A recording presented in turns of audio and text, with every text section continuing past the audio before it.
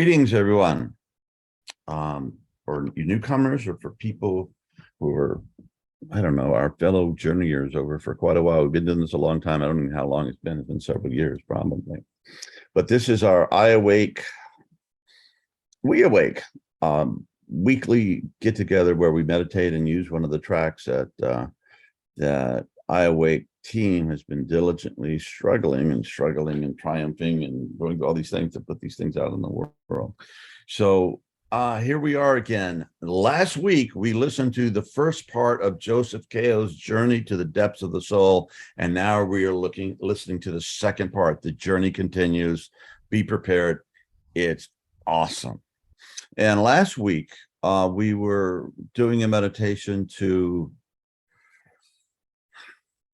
well, all of meditation is you learn to free yourself from your typical mental chatter that just goes on and on and on, which is really good, if you're, shopping for tomato paste or something at the grocery store, to have that going on so you can find the cans you're looking for. However, if you're trying to access deeper parts of yourself, it can be you'll just never get there.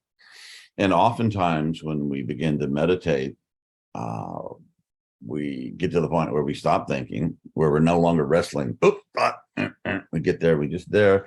It can be really scary. We don't know what the hell's going on because our usual sense of self is kind of like not there. But let me just assure you that the places that you get to are ultimately life affirming, and even the place where we find life's meaning and find who and what we really are. So last week we were talking about the big self, and that's with the capital S. And that's the place that the mystics and all of us mystics who've been doing this stuff for millennia now get to the point where we realize that there is only one thing here, and that we are it. And it's not just a bunch of random material bouncing the other with a very precise mathematical codes. It's actually conscious, aware, and it seems to have, it's directional, has a purpose, and the bottom of all, it's also personal. Oh my God, yes, that's exactly it. How can you say God is personal? Well, I've been personal with everybody on these screens right now. Therefore, God is personal. Why? Because I'm God, so are you. Oh, yeah. We keep forgetting that. And when we wake up to that, then it's like, oh, it changes everything. Life, death, the meaning of life, what we're here for, relationships, history, you name it, all takes on a different depth and a different meaning and purpose. So today we're doing meditation again by my dear colleague and friend, Joseph Cao from the UK. And he is a master hypnotherapist as well as a master entrainment audio creator, and a man of great depth in his life. And we spent some time together recently on a trip I made to London, and he's just a delight and a deep soul, and it really comes through. I think there's a real transmission of his depth in these recordings, and it opens us up to our depths. So in the journey of the Sept of the Soul, I came to realize, early in my journey, there was kind of the Eastern Buddhist kind of thing going on here, where it looked like the ego was just a fiction and a real mess, and enlightenment was just to get beyond that and go poof, and then you'd just be in light. Well, not quite so simple. And when we take that path, bidden or not, the ego is present. The little self, your individual identity, is there. It said Carl Jung in his place by, I forget the lake in Switzerland, that he had a home, this big stone thing he did. It said, bidden or not, God is present. And that's very true. Whether you're looking for God or you're not looking for God, there's God right in your face, as your face. Okay, but also your individual self is always present. So why did the universe create that? Well, that's a really good question. And the answer has something to do with, because that's the work of the universe, to create us, these diamonds of consciousness. And we have such incredible capacity to do good and to do to do evil and to wake up or to be asleep.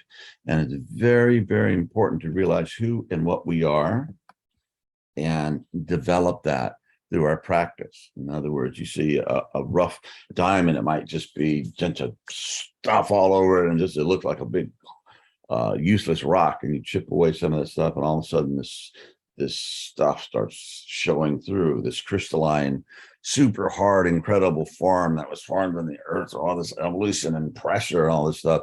And then you cut it and you angle it and you work and you polish it, and it becomes this thing that just reflects light.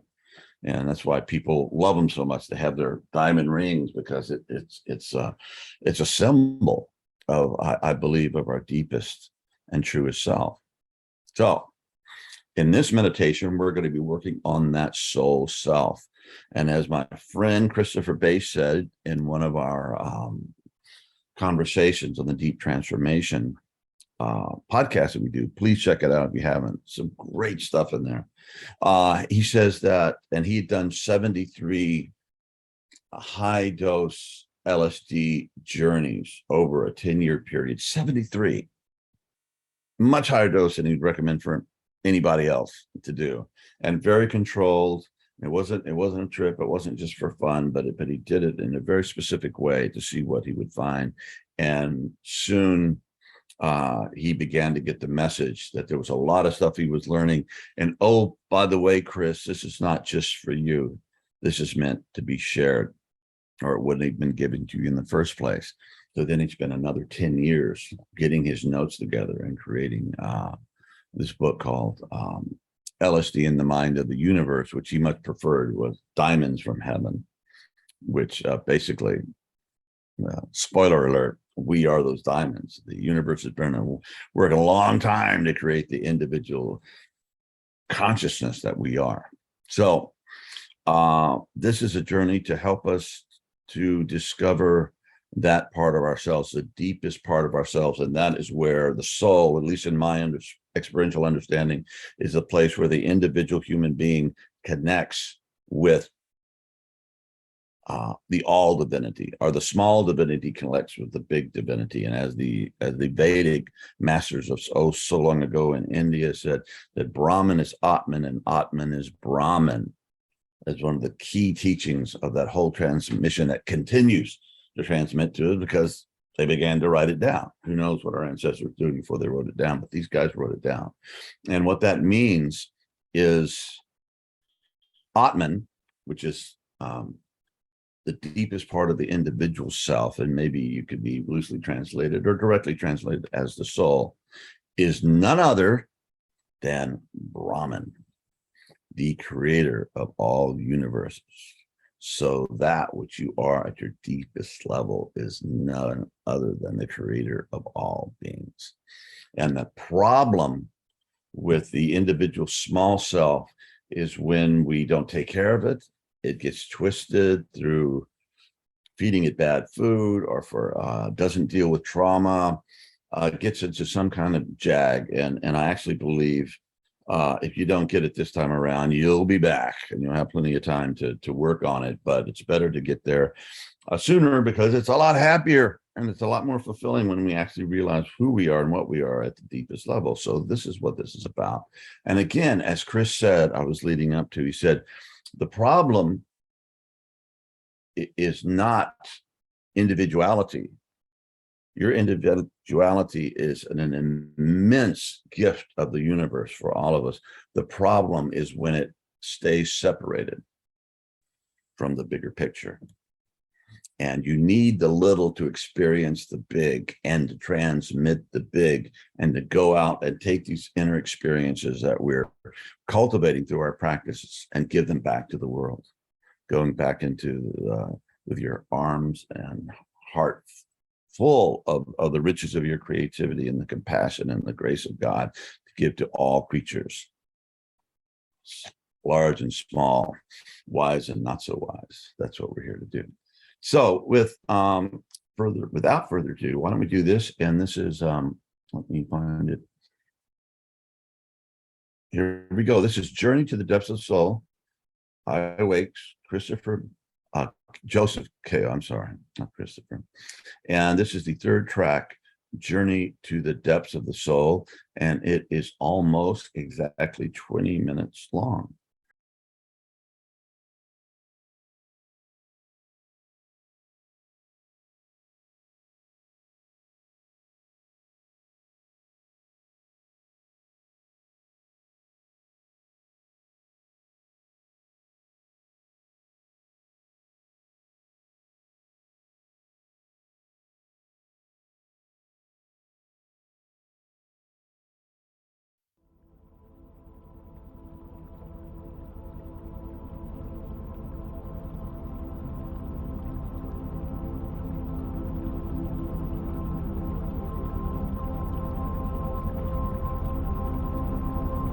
Allow yourself to be present with that which is present.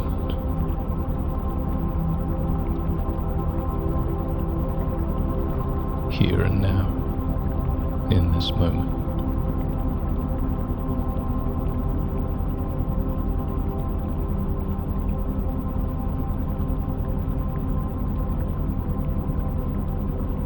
And as you do so, you can begin to settle back and to settle down into the depths of your being.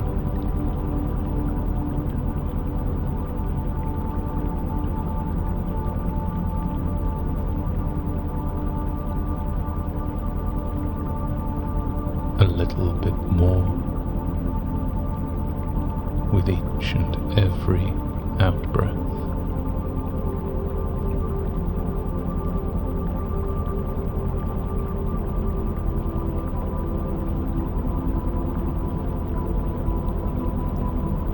Allow your breathing to be smooth and flowing.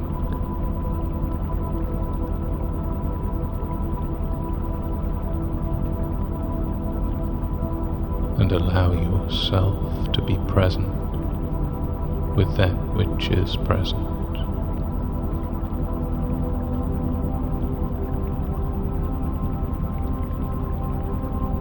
Softening the muscles of the face.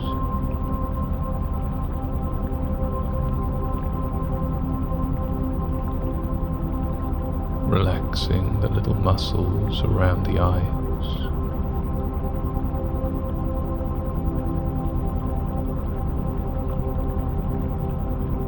Relaxing the little muscles at the corners of the mouth.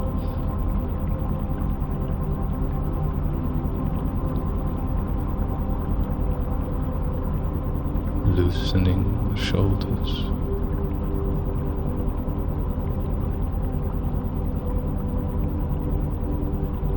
As you notice which hand is the most relaxed hand right now.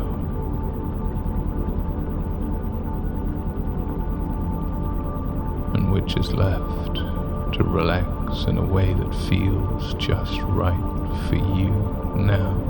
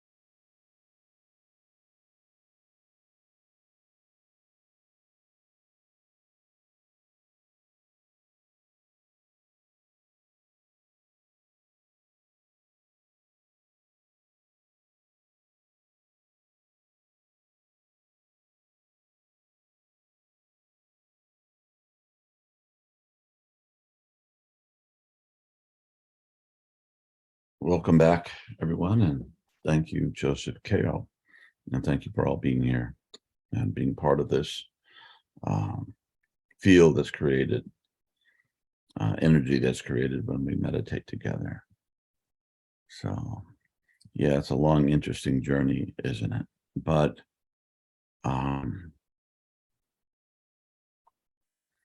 all the stuff, right? All the pain, all the kind of overwhelming despair that we sometimes feel about ourselves, where our planet is. Like we're like the best of times and the worst of times, right? We're learning so much good, you know. Yeah, this new eye, James Webb telescope, 1,000,000 miles from our planet, looking more deeply into time and into space than we've ever been able to do it before. And they're learning all kinds of incredible stuff. There's good stuff going on. The other time, there's parts of our human family that are medieval, you know, or at least 18th century, want to create empires and invade other countries and have power and be emperors and czars and kings and stuff. Really? What do we do with that? Well, what we can do with that is we can start with ourselves and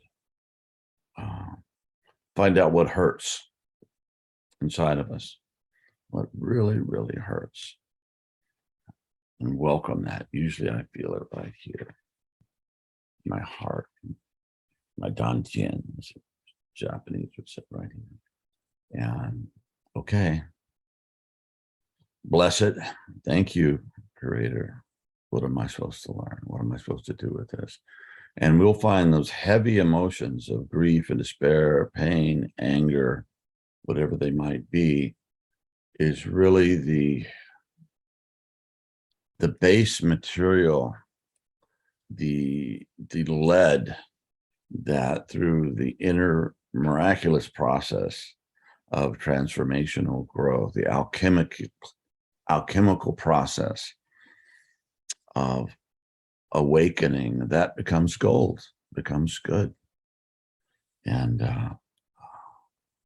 you know, in our inner work, sometimes we deal with our own hurt, our own pain. Other times we deal with, you know, stuff that's going on all over the planet, or it's been going on, you know, since we were, you know, little wiggly things coming out of the primordial slime. To, you know, here we are. As Ken Wilber says, we are dirt dancing. What a process, what a story that is, right?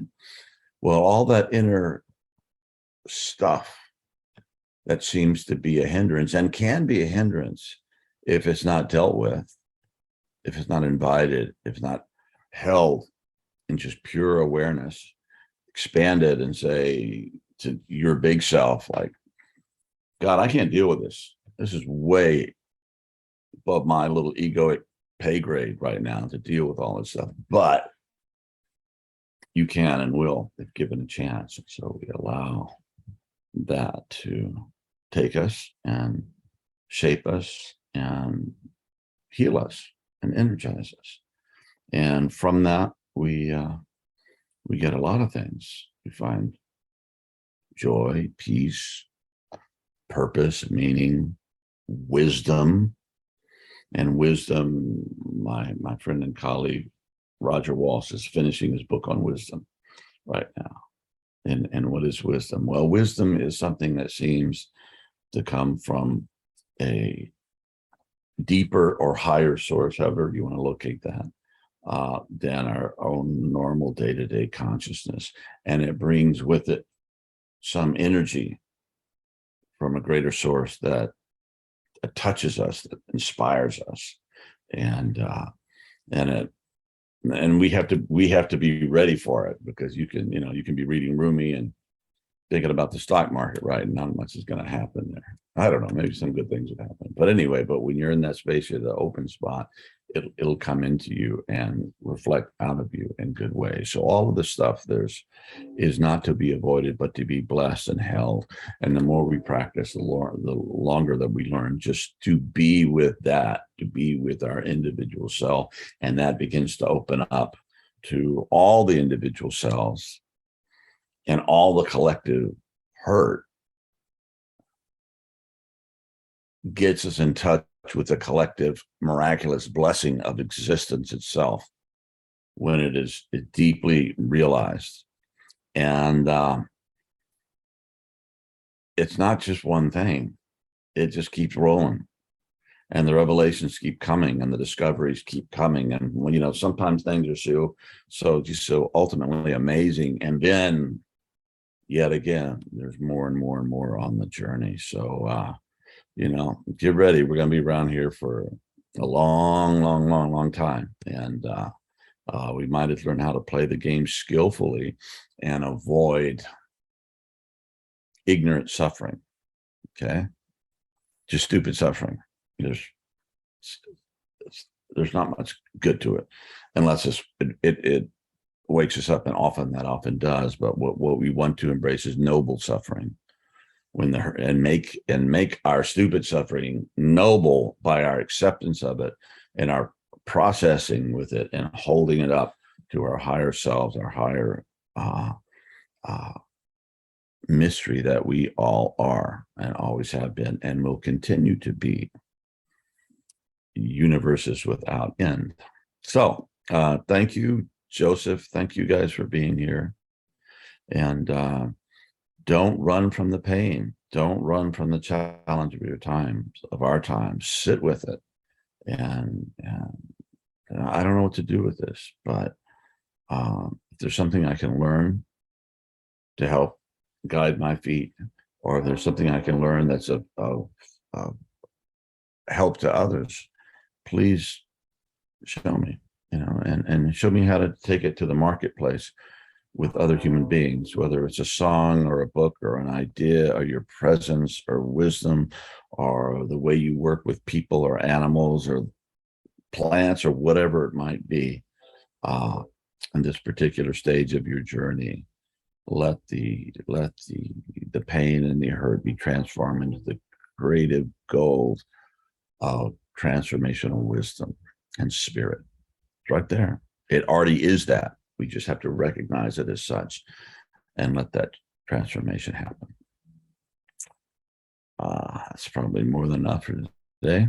So thank you guys for being here again, and keep practicing. You know, practice with us every week, but practice every day. You know, and mornings are the best time. I speak from years of doing it the right way and the wrong way. And use the tools that the universe has graced us with, and let us know how you're going and give us feedback about what we're doing here, and let's connect. Okay. Because a real lonely place if we don't connect with our deepest selves and our family all around us. Okay. You guys.